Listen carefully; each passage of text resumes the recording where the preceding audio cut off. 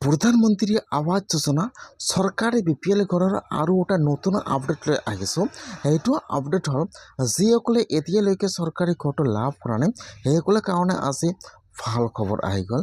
এটা কিন্তু চৰকাৰী ঘৰৰ নতুন এখন ভেৰিফাই লিষ্ট আহি গৈছে। যিসকলে এতিয়ালৈকে চৰকাৰী ঘৰটো লাভ কৰা নাই আৰু চৰকাৰী ঘৰৰ কাৰণে এপ্লিকেশ্যন কৰিছিল সেইসকলে আজিয়ে এখন ভেৰিফাই লিষ্টটো চেক কৰক। যদি আপোনালোকৰ নামটো সেইটো লিষ্টত থাকে তেনেহ'লে কিন্তু আপোনালোকে চৰকাৰী ঘৰটো লাভ কৰিব। কেনেকৈ আপোনালোকে চৰকাৰী ঘৰৰ নতুন একাউণ্ট ভেৰিফাই লিষ্টটো আপোনালোকে আপোনাৰ নিজৰ মোবাইলৰ পৰা চেক কৰিব। মই আজি এইটো ভিডিঅ'ত আপোনালোকক সম্পূৰ্ণ প্ৰচেছ ষ্টেপ বাই ষ্টেপ জনাই দি আছোঁ। জানিবলৈ হ'লে ভিডিঅ'টো সম্পূৰ্ণকৈ চাই ল'ব স্কিপ নকৰাকৈ। আৰু যদি আপোনালোকে মোৰ চেনেলত নিউ হয় মোৰ চেনেলটো ছাবস্ক্ৰাইব কৰি ৰাখি দিব। এতিয়া কেনেকৈ আপোনালোকে একাউণ্ট ভেৰিফাই লিষ্টটো চেক কৰিব চাই লওক। এতিয়া আপোনালোকে ফাৰ্ষ্ট এইটো অপশ্যনত আহি যাব PMAYG.NIC.in।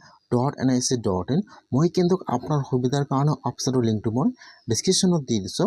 আপোনালোকে ডাইৰেক্ট ক্লিক কৰি ফাৰ্ষ্ট এইটো অপশ্যনত আহি যাব। তাৰপিছত আপোনালোকে এতিয়া আৱাজ চুপৰ ওপৰত এবাৰ ক্লিক কৰিব। তাৰপিছত আপোনালোকে ৰিপৰ্টৰ ওপৰত ক্লিক কৰিব। এতিয়া আপোনাৰ ওচৰত এইটো পেজ অ'পেন হৈ যাব এনেকুৱাকৈ। এতিয়া আপোনালোকে অলপমান তলত আহি যাব। ইয়াত চাব, ইয়াত যিটো এপ নম্বৰ অপশ্যন আহি যাব EFMS ৰিপৰ্ট। ইয়াত যিটো এপৰ 3 নম্বৰ অপশ্যন আহি যাব beneficiary register account frozen and verify. এতিয়া আপোনালোকে এপৰ 3 নম্বৰ অপশ্যনৰ ওপৰত ক্লিক কৰিব। এতিয়া কিন্তু আপোনাৰ ওচৰত আৰু এটা নিউ পেজ অ'পেন হৈ যাব এনেকুৱাকৈ। এতিয়া ইয়াত চাব তলত দি আছে অল ষ্টেট। এতিয়া আপোনালোকে সেইটো অপশ্যনৰ ওপৰত ক্লিক কৰিব। ফাৰ্ষ্ট ইয়াত আহি যাব ষ্টেট নাম। ফাৰ্ষ্ট আপোনালোকে ষ্টেট নাম আছাম ছিলেক্ট কৰি লৈ ল'ব। তাৰপিছত আপোনালোকে ইয়াত আপোনাৰ ডিষ্ট্ৰিক্টৰ নামটো ছিলেক্ট কৰি লৈ ল'ব। তাৰপিছত ইয়াত আহি যাব আপোনাৰ ব্লকৰ নাম। এতিয়া আপোনালোকে ইয়াত চাই লৈ ইয়াত আপোনাৰ ব্লকৰ নামটো ছিলেক্ট কৰি লৈ ল'ব। আৰু ইয়াত আহি যাব আপোনাৰ পঞ্চায়তৰ নাম। এতিয়া আপোনালোকে ইয়াত চাই ল'ব যে ইয়াত আপোনাৰ পঞ্চায়তৰ নাম কোনটো হয়। ইয়াত যিটো আপোনাৰ পঞ্চায়তৰ নাম হয় এতিয়া আপোনালোকে ইয়াত আপোনাৰ পঞ্চায়তৰ নামটো ছিলেক্ট কৰি লৈ ল'ব। তাৰপিছত ইয়াত যিটো কেপচা আহি যায় এতিয়া আপোনালোকে ইয়াত কেপচাটো বহাই দিব। কেপচাটো বহাই দি আপোনালোকে এতিয়া ছাবমিটৰ ওপৰত ক্লিক কৰিব। যেতিয়া আপোনালোকে কেপচাটো বহাই দি ছাবমিটত ক্লিক কৰিব এতিয়া কিন্তু আপোনাৰ ওচৰত ইয়াত আপোনাৰ পঞ্চায়তৰ একাউণ্ট ভেৰিফাই লিষ্টটো ইয়াত অ'পেন হৈ যাব এনেকুৱাকৈ।